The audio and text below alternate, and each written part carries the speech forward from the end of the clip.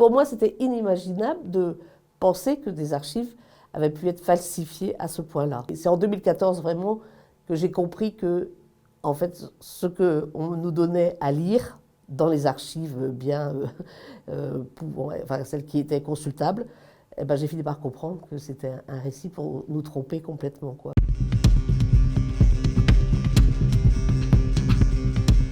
Alors c'est vrai qu'il y a eu un récit, un roman national qui s'est construit et qu'on voit dans les archives consultables. C'est-à-dire que les archives consultables, c'est une rébellion armée, une mutinerie, avec une répression sanglante inévitable, avec 35 morts, 35 blessés. Et comme ce sont des rebelles, eh ben, il a fallu trouver les meneurs. Donc on a 48 qui ont été arrêtés, mais 34 qui ont été condamnés de 1 an à 10 ans de prison quand même, que ce sont des lourdes peines, dégradation militaire, amende, etc. Donc, cette histoire, ce récit, même les historiens, moi quand j'ai commencé les recherches, j'ai cru à cette histoire. Je voyais pour moi les archives, elles étaient pures. Si des rapports d'officiers disaient qu'ils avaient fait ci, qu'ils avaient fait ça, moi j'y croyais. Quand j'ai vu une archive qui disait que 400 étaient restés à Casablanca lors de l'escale, j'ai cru que 400 étaient restés à Casablanca. Pour moi, c'était inimaginable de penser que des archives avaient pu être falsifiées à ce point-là. Et c'est en 2014 vraiment que j'ai compris que, en fait, ce qu'on nous donnait à lire dans les archives enfin, celles qui étaient consultables, eh ben, j'ai fini par comprendre que c'était un récit pour nous tromper complètement, quoi. Que ce n'était pas du tout cette réalité-là enfin, ce récit, ce n'était pas ce qui correspondait à la réalité au moment des faits. Et enfin, pour nous approcher des faits, en tout cas, il fallait voir autrement et autre chose.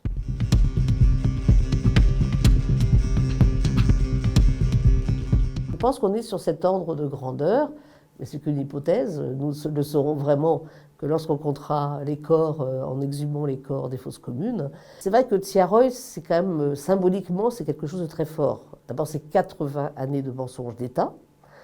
Et je ramène ça aussi à une sorte d'affaire Dreyfus. D'ailleurs, il n'y a pas eu de militaires qui ont été graciés ou amnistiés et réhabilités via un procès en révision depuis le capitaine Dreyfus. Donc, à un moment donné, comme pour Dreyfus, il faut bien qu'il y ait quelqu'un au sein du ministère, quelqu'un qui a du pouvoir, qui dit « bon, on arrête là maintenant, on arrête de dire n'importe quoi, on arrête de mentir sur du mensonge ». Je pense que l'État français est très gêné. Bien sûr que ça aurait été préférable que personne ne se mêle de ça et laisse l'histoire de cette rébellion armée. Et puis voilà, bah donc maintenant, on sait très bien que ce n'est pas ça. Il n'y a jamais de mutinerie. Donc pourquoi 80 ans plus tard, l'État français n'ose pas faire ce pas indispensable de reconnaître, un, le massacre, et de deux, reconnaître aussi le mensonge d'État.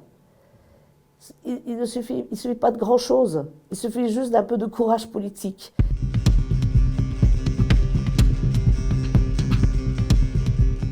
Alors c'est vrai que je pense que l'administration coloniale était profondément raciste. De toute façon, ça, je pense que c'était un fait établi. Les hommes qui sont partis à Dakar, ce n'étaient pas les mêmes que ceux qui étaient partis faire la guerre. Ils avaient vu la France tomber de son piédestal et ils connaissaient leurs droits. Et non seulement ils connaissaient leurs droits, mais ils savaient qu'ils pouvaient revendiquer leurs droits. Et ça s'est télescopé en fait avec des officiers qui étaient restés sur place à Dakar, qui eux n'avaient pas du tout connu la résistance, alors que parmi ces anciens prisonniers de guerre, ce qu'on appelle les rapatriés, il y en a qui avaient donc rejoint la résistance, les FFI, et donc ça fait comme une sorte de crainte tout à coup de voir ces hommes avoir des revendications, réclamer leur dû, et avec en plus dans la population, notamment dakaroise, des élans un peu souverainistes, et cette crainte qu'il y ait des collusions entre ces hommes qui revenaient, qui avaient fait la guerre, qui avaient été 4 ans en captivité et qui revendiquaient des droits. C'était quelque chose pour l'administration tant militaire que coloniale, quelque chose qui était pour eux une surprise, mais plutôt très dérangeant. Quand ils sont revenus, voilà, eux, ils aspiraient aussi à rentrer chez eux, mais dans les meilleures conditions possibles, notamment avec les soldes de captivité, les primes de démobilisation, qui servent à regagner une vie civile dans les meilleures conditions. Et c'est ça qu'ils ont réclamé Et c'est ça qu'on leur a interdit d'avoir. On ne les a pas payés.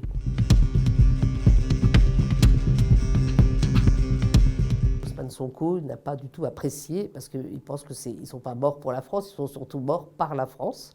Et puis pourquoi 6 seulement? Donc effectivement, il faut expliquer pourquoi il n'y en a que 6. Parce qu'au ministère des Armées, il n'y a que 6 dossiers. Mais ça ne veut pas dire qu'ils n'ont pas d'autres noms. Mais ils ont 6 dossiers, voilà. Et même pas toujours avec des actes de décès, etc. Ce qui est important, c'est l'octroi de la mention mort pour la France. Et ça a des conséquences quand même, notamment sur le procès en révision. Parce que moi, j'avais été voir le ministère de la Justice en octobre 2023, et il m'avait dit que pour innocenter les 34 condamnés, il faut officialiser l'octroi de la mention mort pour la France. Parce qu'on m'avait fait une promesse, et on n'avait pas de nouvelles. Et donc en juin, voilà, le 18 juin, c'est officiel, il y en a 6 qui ont eu la mention mort pour la France. Donc ça veut dire qu'il n'y a jamais eu de mutinerie, il n'y a jamais eu de rébellion armée, parce qu'on ne peut pas donner la mention mort pour la France à des mutins. Donc déjà, ça veut dire aussi qu'ils ont des archives qui prouvent qu'ils ne sont pas des mutins. Et donc, voilà, donc en fait, le garde des Sceaux, aujourd'hui, il a la possibilité de saisir la commission d'instruction auprès de la Cour de cassation pour faire aboutir le procès en révision, comme pour Dreyfus, à nouveau.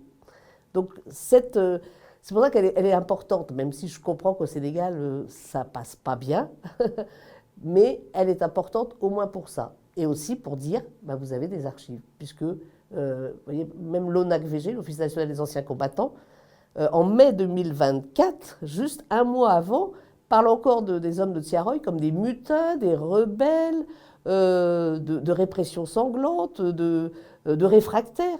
Donc il faut bien que quelqu'un ait une autre connaissance du fait historique de Thiaroye que par ces termes-là. Donc ils ont forcément des archives. Et ça, c'est aussi très important pour moi en tant qu'historienne, mais aussi pour le Sénégal, de pouvoir réclamer toutes ces archives.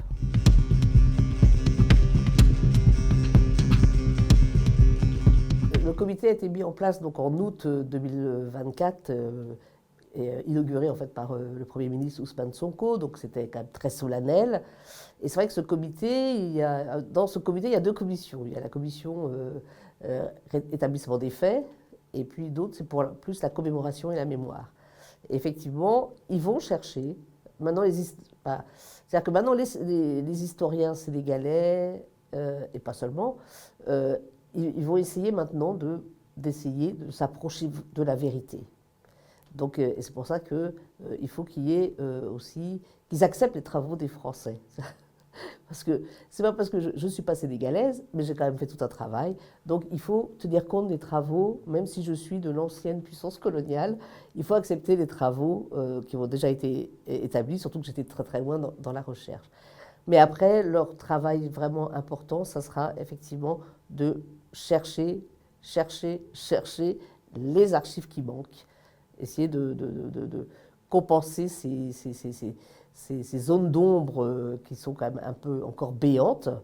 Et là, je pense qu'il y a actuellement, aujourd'hui, il y a une délégation qui est arrivée en France pour demander les archives que je réclame, moi, devant la justice française depuis des années maintenant. Et donc, peut-être que, je ne suis pas sûre que l'État français va dire, bah, ça y est, on va ouvrir le coffre-fort où on a toutes ces archives. Mais en tout cas, il faut pas qu'il lâche prise par rapport à cette demande. Alors, si ces archives si importantes ont été détruites, ben, il faut qu'il donne le bordereau de destruction. Si c'était une destruction sauvage, eh ben, il faut qu'ils aillent chercher les responsables.